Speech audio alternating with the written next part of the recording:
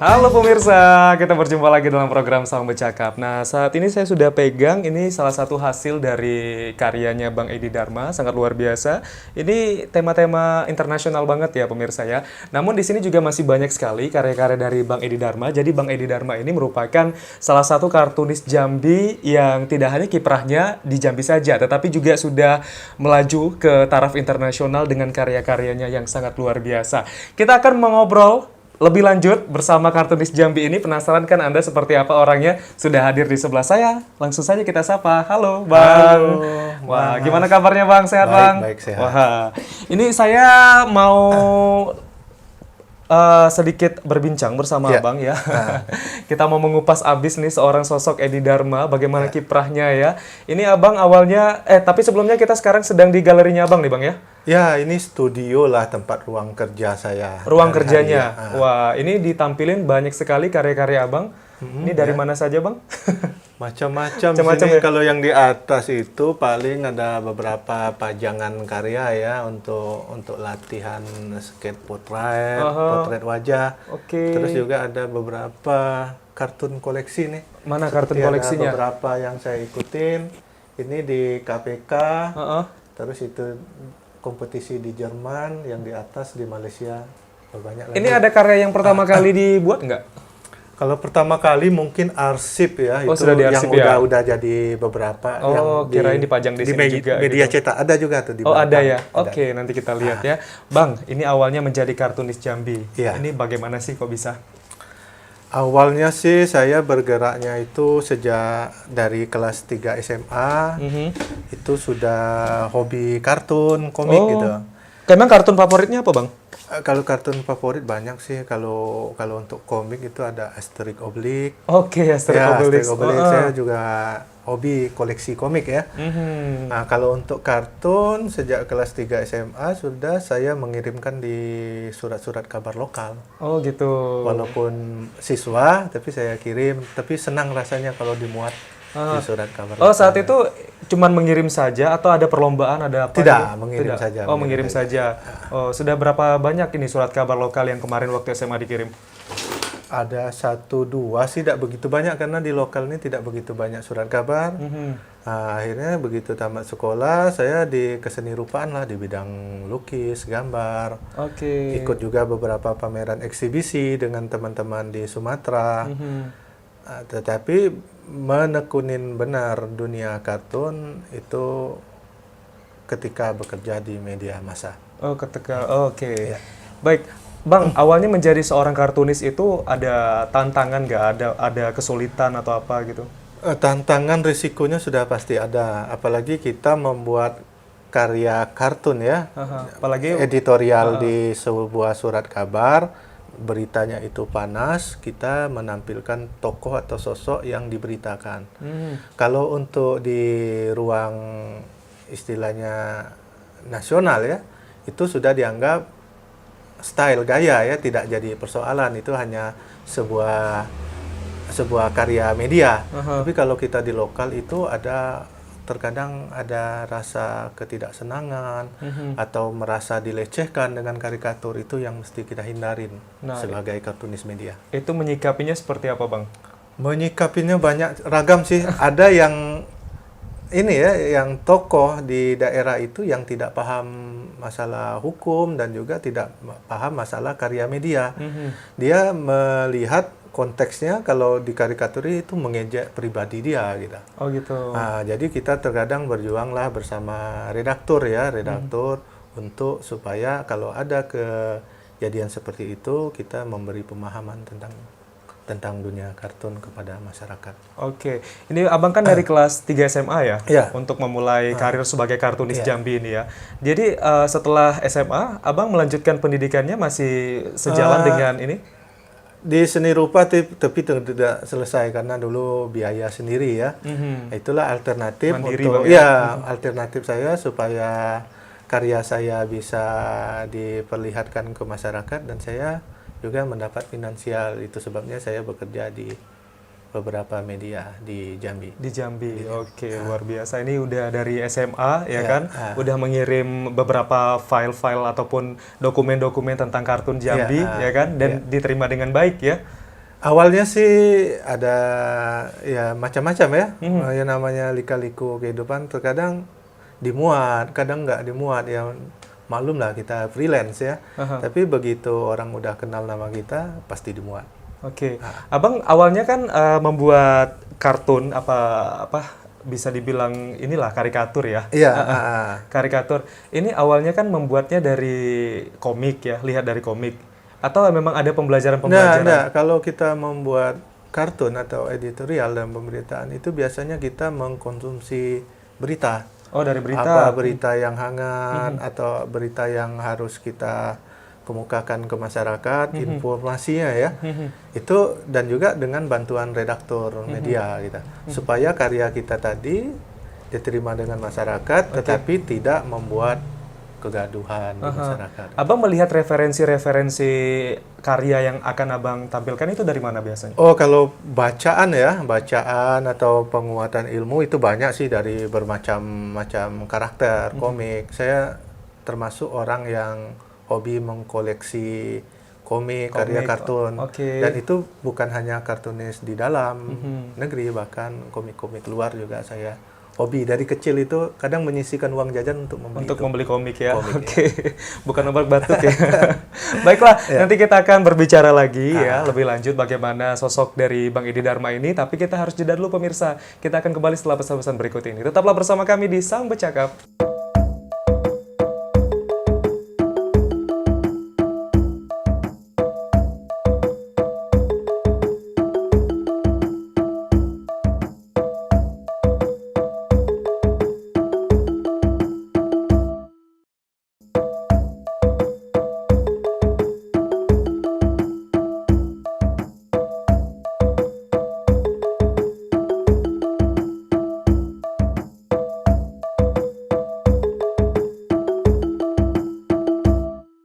Ya, terima kasih Anda masih bersama kami di Saung Bercakap. Masih bersama Bang Edi Dharma. Bang Edi, keluarga mendukung Bang sebagai kartunis? Oh, saya mendukung dari keluarga inti saya ya. Inti mendukung. Orang tua istri juga. Iya, orang tua mendukung. Dan mertua juga mendukung.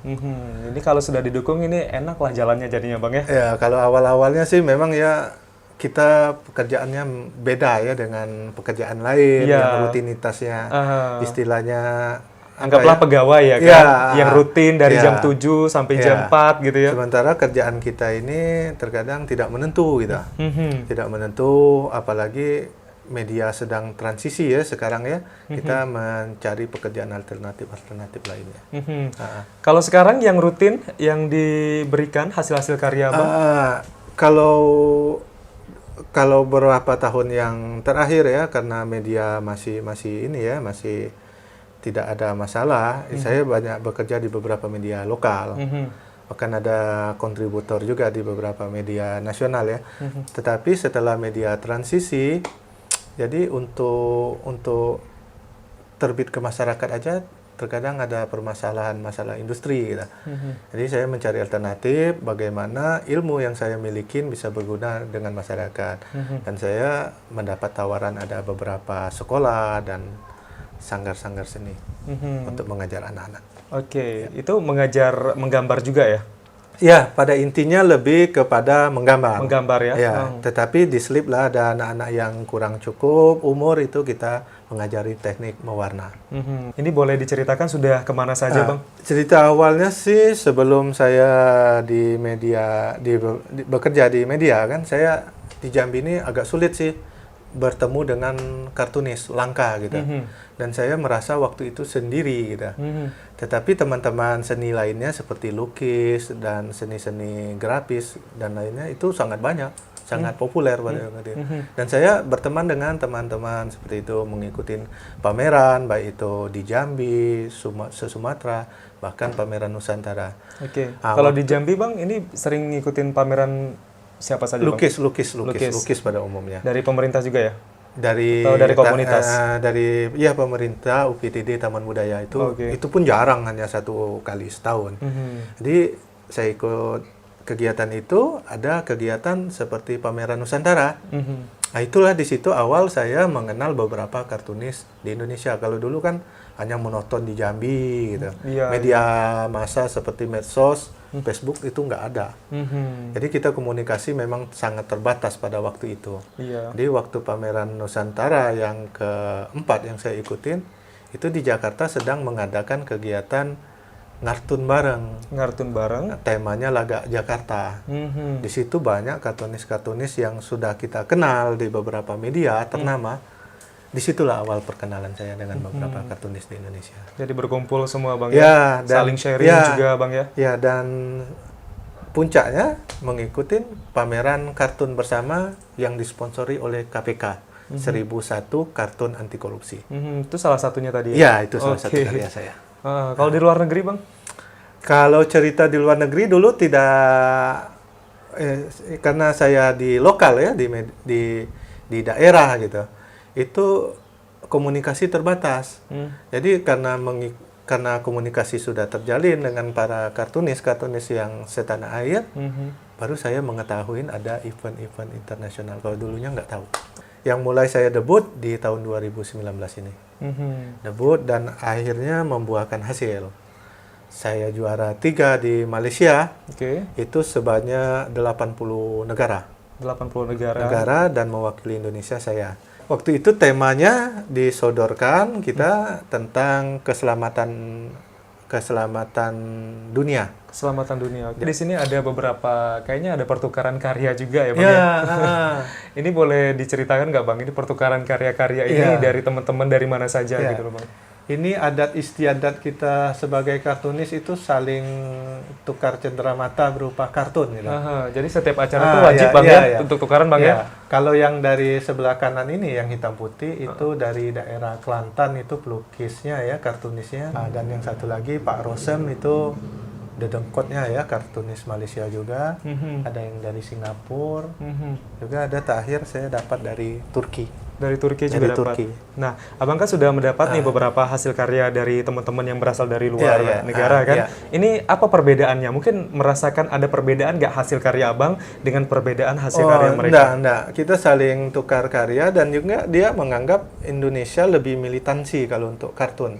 Karena kartun Indonesia, para kartunis itu tidak sama stylenya. Iya. Satu Beda-beda seorang kartunis dengan seorang kartunis lain dari daerah ini, dari daerah itu beda style. Ciri khas Tidak- masing-masing iya, Bang ya? Tidak sama dengan kayak Oke. negara Iran. Kalau Iran mereka hampir mirip. Juga Malaysia juga stylenya hampir mirip. Kalau Indonesia tidak, agak beda. Oh, beda-beda. Beda-beda. Oh, Nah. Untuk media-media yang digunakan apa saja sih Bang?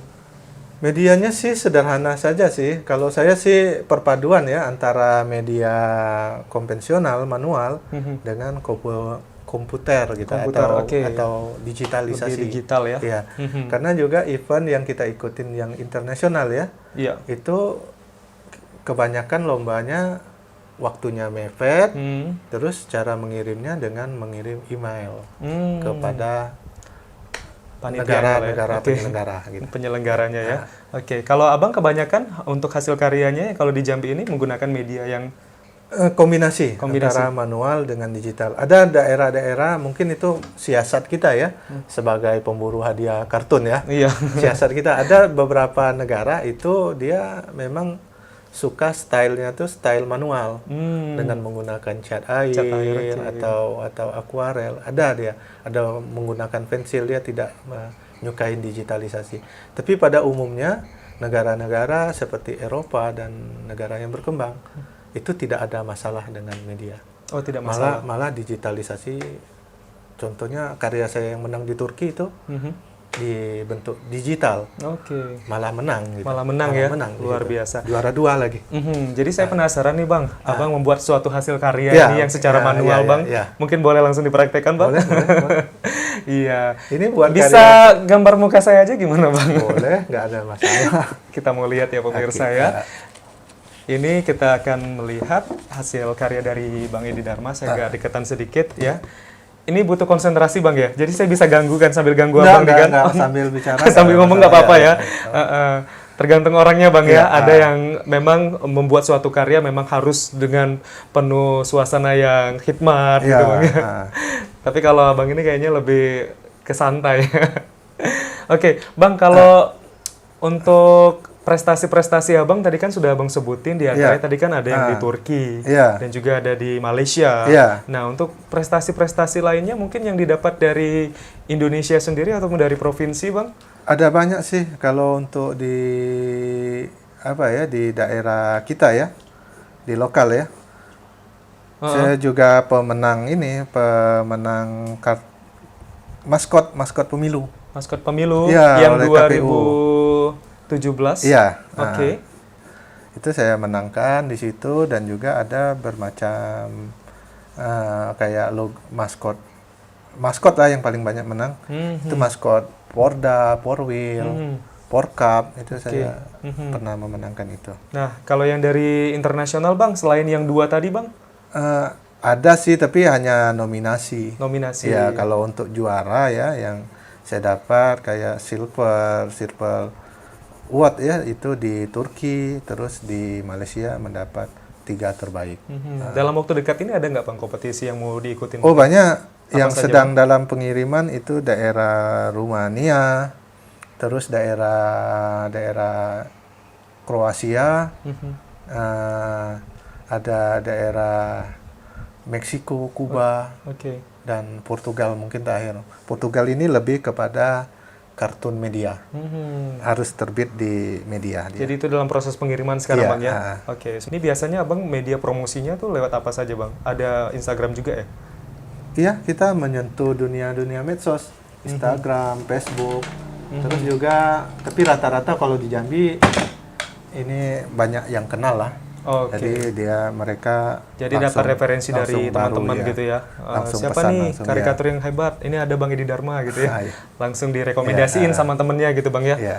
Bang, kalau misalnya untuk pendapatan dari karikatur ini kan ini bisa dikatakan juga sebagai pekerjaan yang freelance gitu, Bang, ya. Iya, Yang lepas gitu ya. iya. Nah, ini bagaimana, Bang, pendapatannya, Bang? Gimana ya kalau saya ceritain ya, yang jelas kalau kita bersungguh-sungguh ada hasil di situ kita. Kalau di Turki kemarin ya, di daerah Siprus, saya itu mendapat hadiah 800 euro. 800 euro. 800 euro. Kalau di Indonesia kan sekitar 18 juta. 18 juta, luar biasa. Ini bisa beli tanah, Bang, ya. Kalau yang di Malaysia itu 600 ringgitan, itu sekitar 3-4 juta. Tapi pameran-pameran juga selalu terus ini, Bang, ya, diikutin, Bang, ya? Iya, hanya saja di lokal ya, kita sulit menciptakan event pameran. Ada beberapa pameran yang saya adakan, tapi untuk kartun di kita daerah lokal ini belum populer gitu. Itu perjuangan kita gitu. Untuk mengenalkan kepada masyarakat bahwa seni kartun ini juga di samping menghibur juga bisa menambah penghasilan. Bagaimana hasil dari karya Bang Edi Dharma untuk wajah saya? Tapi kita rehat dulu sebentar, kami akan kembali setelah pesan-pesan berikut ini. Jangan kemana-mana.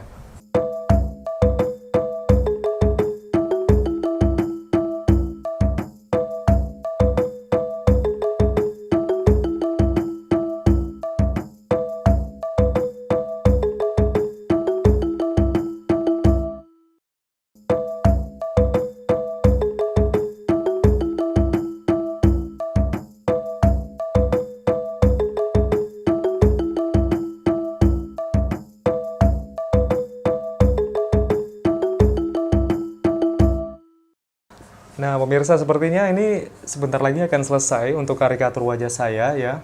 Saya mau lihat nanti karakternya seperti apa, nanti saya akan tunjukkan ke pemirsa ya. Kita melihat kemiripannya seperti apa ya. Baik, Bang Edi. Ya. Untuk misi kartun sendiri ini apa, Bang? Misi kartun ya. Kita ini ya, alhamdulillah Indonesia itu punya organisasi gitu. Ya. Dan itu diakui oleh dunia. Nama organisasi dunia yang menjembatanin kartun internasional ini namanya FICO, Federation Cartoon Organizer. Itu langsung dari PBB dan menunjuk beberapa negara yang layak. Dan alhamdulillah Indonesia layak. Dan kami pun tergabung di situ kita. Misi kami adalah untuk kemanusiaan, perdamaian, juga ini ya, istilahnya keadilan bagi masyarakat pada umumnya dunia. Iya. Jadi memiliki misi yang sangat mulia sekali, Iya, Bang. ya. Semoga selalu tergelorakan dengan baik ya. Mudah-mudahan pada juga masyarakat ya. kita bisa mengibarkan ini ya, mengibarkan merah putih di negara lain. Di Gitu. negara lain, Iya. baik. Bang, cita-cita terbesar Abang ini sebenarnya apa sih, Bang? Cita-cita sebesar ini, yang besarnya adalah ini paling Yang memang mau dicapai dalam waktu dekat gitu. merekrut generasi muda lah, generasi muda ya, supaya berkegiatan positif atau membuat yang dunia yang saya tekunin gitu, mencintai dunia kartun dan bisa bermanfaat bukan hanya untuk diri kita, Iya, untuk masyarakat bahkan untuk dunia. untuk dunia, iya. ya. Tidak hanya untuk konsumsi pribadi saja, Iya, tetapi juga bermanfaat luas ini Iya. untuk seluruh dunia Iya. dari misi kartun ini juga, Iya, Bang ya.